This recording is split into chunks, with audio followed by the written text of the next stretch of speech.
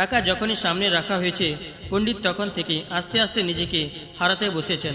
এতে কি সিদ্ধান্ত হলো পাপের বাপকে? টাকার লোভ, কাম, ক্রোধ আর লোভ, এই তিন রিপু নরকের উন্মুক্ত দ্বার।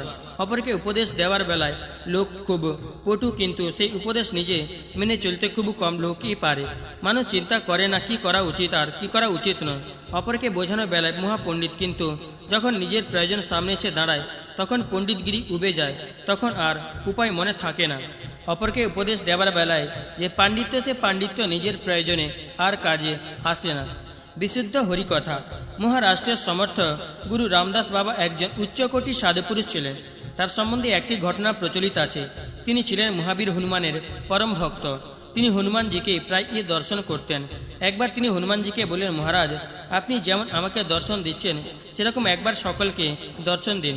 হনুমানজি বললেন, তুমি যদি সকলকে এক জায়গায় জড়ো করতে পারো তো আমি দর্শন দেব। বাবাজি বললেন, আমি সব লোককে হরি নাম দিয়ে জড়ো করে দেব। হনুমানজি বললেন, বিশুদ্ধ হরিকথায় আমি আসব। বাবাজি মহারাজ বললেন, তাই হবে, বিশুদ্ধ হরিকথায় আমি গাইব। সাধু রামদাস বাবা ছিলেন শিবাজির গুরু, অর্থাৎ রাজগুরু, তাই তার প্রভাব ছিল অপরিসীম। তিনি যেখানে যেতেন হাজারে হাজারে লোক জমায়েত হতো।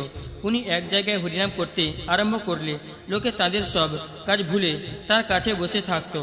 ভক্ত রামদাস নিজে নগরে গিয়ে বললেন, আজ নগরে বাইরে অমুক জায়গায় হরিনাম হবে, তোমরা সকলে উপস্থিত থেকো। এ সংবাদ জানতে পেরে জনগণ এই হরিনামের আসর তৈরির তোড়জোড় আরম্ভ করলো। মাইক এলো, শতরঞ্জি বিছানো হলো, সামিয়ানা টাঙানো হলো, বাজাবার লোকজন ও যথাসময়ে হাজির হলো। প্রচুর লোক সমাগম হলো।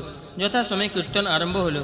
রামদাস বাবা মধুর সুরে হরিনাম গাইতে লাগলেন আর গানের মাঝে মাঝে ভগবানের লীলা কথা পরিবেশন করতে লাগলেন। কিছুক্ষণ পর তিনি কীর্তন এমন মেতে উঠলেন যে আর লীলা কথা না বলে শুধু কীর্তন করতে লাগলেন। কীর্তন করতে করতে তিনি মাতারা হয়ে পাগলে মস্ত নাচতে লাগলেন। অনেকক্ষণ এরকম চলার পর লোকে বলাবলি করতে লাগলো, কই বাবা তো ভগবত কথা কিছু শোনাচ্ছেন না, এখন তো দেখছি কীর্তনই মেতে উঠেছেন। শ্রোতাদের ভিতরে আসল ভক্তিভাগ তো নেই। তারা মনে মনে ভাবতে লাগলো, এই কীর্তন তো ঘরে বসেই শোনা যায়, তবে আর এখানে এতক্ষণ বসে কি হবে। এসব বলতে বলতে তারা উঠে চলে যেতে লাগলো। দেখতে দেখতে আসর ফাঁকা হয়ে গেল। মাইকওয়ালা মাইক নিয়ে চলে গেল। বাদ্যকাররাও ক্লান্ত হয়ে উঠে গেল। রামদাস বাবা তো চোখ বন্ধ করে আপনভাবে বিভোর হয়ে নেচে নেচে নাম কীর্তন করে চলেছেন। তিনি হনুমানজিকে কথা দিয়েছিলেন বিশুদ্ধ হরিনাম গাইবেন, তাই তিনি গিয়ে চলেছেন। এখন শুধু শতরঞ্জিওয়ালা বসে আছে, সে পড়েছে মহা ফাঁপড়ে। বাবা তো পাগল হয়ে নাচছেন, শতরঞ্জি উঠিয়ে নেবে কি করে। শেষে সেও এক ফন্দি আঁটল। রামদাস বাবা যখন নাচতে নাচতে এধার থেকে উধারে আসছেন, তখন সেও উধারকার শতরঞ্জি গুটিয়ে নিচ্ছে। আবার এখন এধারে থেকে ওধারে যাচ্ছেন, তখন এধারকার শতরঞ্জি গুটিয়ে নিচ্ছে। এভাবে গোটা শতরঞ্জিটা গোটানো হয়ে গেল। সেও চলে গেল। এভাবে যখন সব লোক একে একে চলে গেল, তখন হনুমানজি বাবার সামনে এসে দর্শন দিলেন। বাবাজি হনুমানজিকে সাষ্টাঙ্গে প্রণাম করে বললেন, মহারাজ, সবাইকে একবার দর্শন দিন। তখন হনুমানজি হেসে বললেন, কেউ তো নেই। বাবাজি চেয়ে দেখেন সত্যি, তখন সেখানে তিনি ছাড়া আর কেউ নেই। বাবাজি অবাক হয়ে চারিদিকে তাকাতে লাগলেন। এভাবে গদগদ হয়ে ভগবানের নাম করলে ভগবান দর্শন দেন, আর সেই নামই বিশুদ্ধ হরিনাম, বিশুদ্ধ হরিকথা। ঘোড়া বিগড়ে গেল। মহাপুরুষদের আমাদের প্রতি খুবই কৃপা থাকে। মা সন্তানকে যেমন সর্বদা খেয়াল রাখে, সন্তানে খিদে লাগলে মা নিজেই সন্তানের কাছে ছুটে আসে, সেরকম সাধু মহাত্মাগণ ও প্রকৃত প্রেমী ভক্তের কাছে ছুটে না এসে পারে না। এ বিষয়ে একটা ঘটনা বলছি। একজন গৃহস্থ মানুষ খুব উচ্চ কোটির জ্ঞানী পুরুষ ছিলেন। তিনি সংসারী হয়েও ছিলেন জীবনমুক্ত পুরুষ। তিনি একদিন নিজের ঘোড়ায় চেপে কোনো এক গ্রামে যাচ্ছিলেন। চলতে চলতে হঠাৎ ঘোড়াটা উল্টো রাস্তা দৌড়তে আরম্ভ করলো। তিনি তাকে ঘোরাবার জন্য বহু চেষ্টা করলেন, কিন্তু ঘোড়া তখন খেপে গেছে। রাস্তা ধরে শটান দৌড়তে লাগলো। ঘোড়া দৌড়তে দৌড়তে গিয়ে একটা বাড়ির সামনে দাঁড়িয়ে পড়ল। তখন সে মহাত্মা ঘোড়া থেকে নেমে ওই বাড়ির ভিতরে ঢুকে গেলেন। সেখানে বাস করত এক সাধু ব্যক্তি। তিনি এই মহাপুরুষকে দেখে খুব খুশি। দুজন দুজনকে আগে থেকে জানতেন।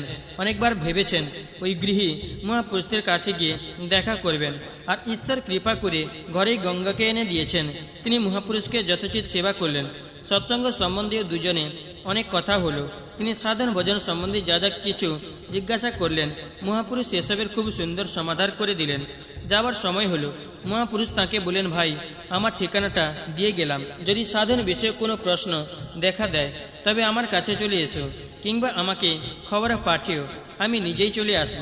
সজ্জন ভদ্রলোক জিজ্ঞাসা করলেন, প্রভু, আজকে কে আপনাকে খবর দিয়েছিল যে আপনি আমার ঘরে এলেন? মহাপুরুষ বললেন, আমার ঘোড়াটা হঠাৎ খেপে গিয়ে এখানে এসে উপস্থিত হয়েছে। তখন ওই সজ্জন ব্যক্তিটি বললেন, প্রভু, পুনরায় আবার যেদিন আপনার ঘোড়া বিগড়ে যাবে আসবেন। এই গল্পের তাৎপর্য এই যে, যখন সাধকের মনে সত্যিকারের জিজ্ঞাসার উদয় হয়, তখন সাধু মহাপুরুষদের ঘোড়া এমনি বিগড়ে যায়। শুধু সন্ত মহাত্মাদের কথা কেন, সত্যিকারের ডাক ভগবানের কানে দ্রুত পৌঁছে যায়, আর তখন তিনি কোনো না কোনো মহাত্মাকে আমাদের সঙ্গে দেখা করিয়ে দেন। সৎসঙ্গের প্রভাব। এক গভীর জঙ্গলে একদল ডাকাতের একটা আস্তানা ছিল। ডাকাতদের যে বুড়ো সর্দার ছিল, সে সবাইকে বলতো, ভাই সব, যেখানে সৎসঙ্গের কথা হবে সেখানে কোনোদিন যেও না, তাহলে তোমাদের কাজ পণ্ড হয়ে যাবে। কোথাও গিয়ে যদি দেখো সেখানে সৎসঙ্গ হচ্ছে, তাহলে আচ্ছা করে কান গামছা দিয়ে চেপে বেঁধে নেবে, কোনো ক্রমেই যেন সৎসঙ্গের কথা কানে না ঢোকে। ডাকাতরা এরকম শিক্ষা পেয়ে এসেছে। একদিন এক ডাকাত কোথায় যেন যাচ্ছিল। রাস্তার এক জায়গায় গিয়ে দেখল সে সৎসঙ্গের কথা হচ্ছে। ওই গন্তব্যে যাওয়া একটি মাত্র রাস্তা।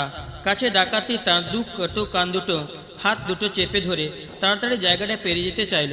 হঠাৎ একটা কাঁটা তার পায়ে পট করে ঢুকে গেল। সে তখন কোনো রকমে এক হাতে কানটা ছাড়িয়ে কানটা চেপে আবার চলতে লাগলো। কাঁটা তুলবার জন্য যেটুকু সময়, ওরই মধ্যে তার কানে একটা কথা টুক করে ঢুকে গিয়েছিল। কথাটা হলো, দেবতাদের ছায়া পড়ে না। একদিন ডাকাতরা রাজবাড়িতে ডাকাতি করেছে।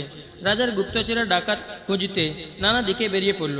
একজন গুপ্তচর জঙ্গলের মধ্যে একটা ভাঙা মন্দির দেখতে পেয়ে ভাবলো, ডাকাতরা নিশ্চয়ই এর আশেপাশে আছে। ডাকাতরা তো মা কালী পূজা করে, তাহলে সে দেবীর মন্দির। গুপ্তচরটি তখন দেবীর সাজে সাজে মন্দিরে ঢুকে দাঁড়িয়ে রইল। দৈবক্রমে সত্যি সত্যি সেদিন ডাকাতরা মা কালী পূজা দিতে মন্দিরে এলো। মশাল জ্বালিয়ে নৈবেদ্য সাজিয়ে প্রতিমার সামনে রাখলো। দেবী তখন রেগে গিয়ে বলতে লাগলো, তোরা রাজবাড়িতে ডাকাতি করে টাকা কড়ি ধনরত্ন সব নিজেরা খেয়ে ফেললি, আমার পুজোয় কিছু লাগালি না, আমি তোদের শেষ করে দেব। ডাকাতরা এই কথা শুনে ভয়ে কাঁপতে লাগলো। তারা কাঁপতে কাঁপতে বলতে লাগলো, মা, আমাদের ক্ষমা করো, আমরা ধুমধাম করে তোমার পুজো করব। তারপর ডাকাতরা ধূপ দ্বীপ জ্বালিয়ে আরতি আরম্ভ করলো।